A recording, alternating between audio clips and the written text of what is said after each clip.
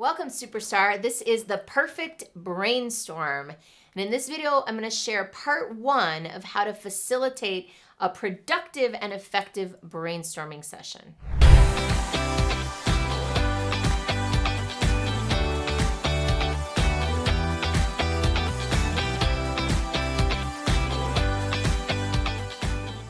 All right, this is a 3-part series about how to lead and facilitate a productive and effective brainstorming session. And in this first video, I'm going to talk about setting yourselves up for success to have a great experience of brainstorming. And now here's the thing. It's pretty much taken as conventional wisdom that brainstorming is awesome and that it always works. People think that getting a bunch of people together and shooting around ideas is a great way of developing a new thing, a new strategy, a new marketing strategy, a new whatever it is that you want to come up with. The value of teamwork and brainstorming is one of the most deeply ingrained values that we have in our American culture and in our corporate culture. In corporate America, teamwork looks like gathering people together and facilitating a brainstorm to come up with a new strategy. In our criminal justice system, we gather together a jury of peers and we let them discuss the thing and make a decision. And even Harvard Business School, when new MBAs come in, they set them up with a team and they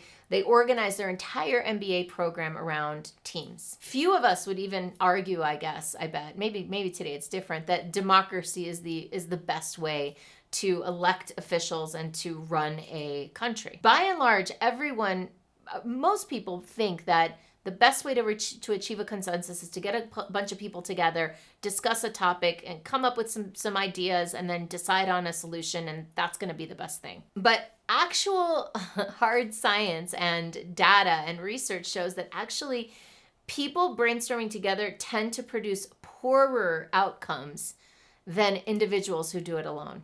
Isn't that wild? In fact, David Ogilvy, the famous advertising agency mogul, once said, "Search the towns and search the cities, you'll find no statues of committees."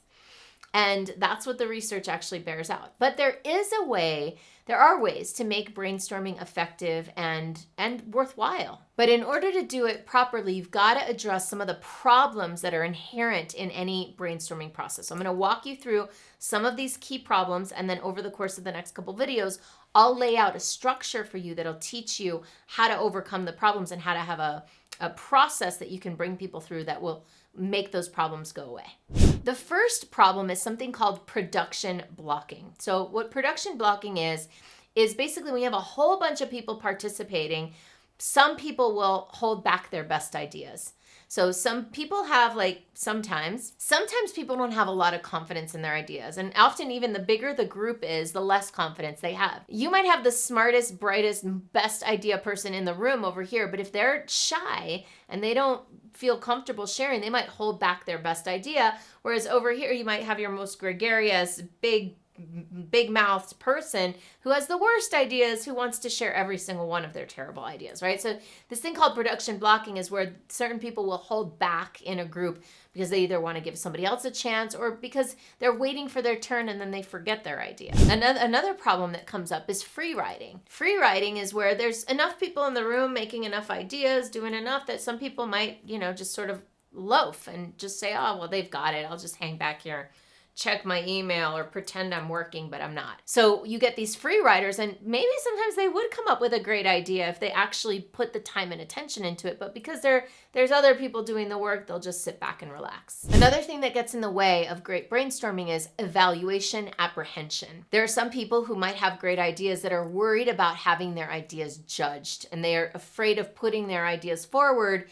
because they don't want to feel rejected or they don't want to lose face. Like, what if my idea is stupid and then everybody's laughing at me? The fear of being judged or looking like a fool can really inhibit people's contribution to a brainstorming session. Another thing that comes up is something called performance matching. And performance matching is where people are being competitive about ideas, like my idea versus your idea. They're not taking it on as like a group creation, but rather looking to see who wins the idea contest. And they might even get into a situation where they put something forward and then somebody else says this similar thing a while later and they're like, well, that was my idea. I said that an hour ago. So a little bit of one-upsmanship can get in the way. With performance matching, people are more concerned about what each person contributes than about like the whole collective result. Another issue that comes up is something called hot housing. And hot housing is basically what happens when you put pressure on a system. When people feel stressed or anxious about coming up with an idea in a limited amount of time, and that creates such anxiety that they can't relax and just play and come up with great ideas. And so what can happen is people can shut down and they can often withdraw. And then finally, something that often happens is something called anchoring, which is where basically one idea is put out at the beginning and then everybody sort of anchors onto that idea, and everything that comes after it is sort of a variation of that initial idea rather than a whole bunch of new ideas. I hope this is giving you some ideas. Maybe you've experienced some of these things before. And before I move on to share what the solution to these problems is, I want to invite you to like this video, subscribe to my channel, and at any point share a comment below. The solution to these problems and many more is to come up with and have a process or a structure for your brainstorming session. And what that looks like, I'm gonna lay that out for you over the next 2 videos. But before I do that, I do wanna share a little bit about my background so you understand why I know anything about this at all. So years ago, when I first started my consulting business, I used to lead brainstorming sessions. I used to facilitate sessions for ad agencies and marketing agencies. That was my niche, that was my area of expertise. So I facilitated brainstorming sessions to prepare for pitches, to come up with client strategies, to come up with marketing ideas, all sorts of things. But everything started with some sort of brainstorming. And I ran into a lot of challenges early on. So I did my research, I learned about it. I ended up creating my own sort of hobbled together process, which I then turned into the Perfect Brainstorm, which is my PDF guide for how to lead a brainstorming session. So this is everything that I developed in that guide, made available to you in these 3 videos.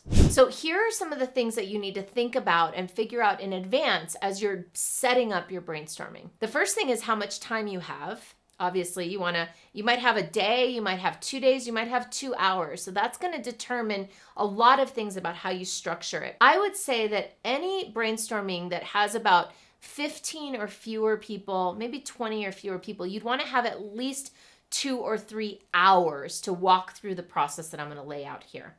Another thing you'll want to do is be really mindful about who you bring into the brainstorming process and to set some ground rules in order to bring them in. So for example, if you're going to invite somebody to your process, you invite them with certain standards like, hey, so-and-so, I'd like you to invite you to this brainstorming session to work on this thing. This is the outcome that we're looking for.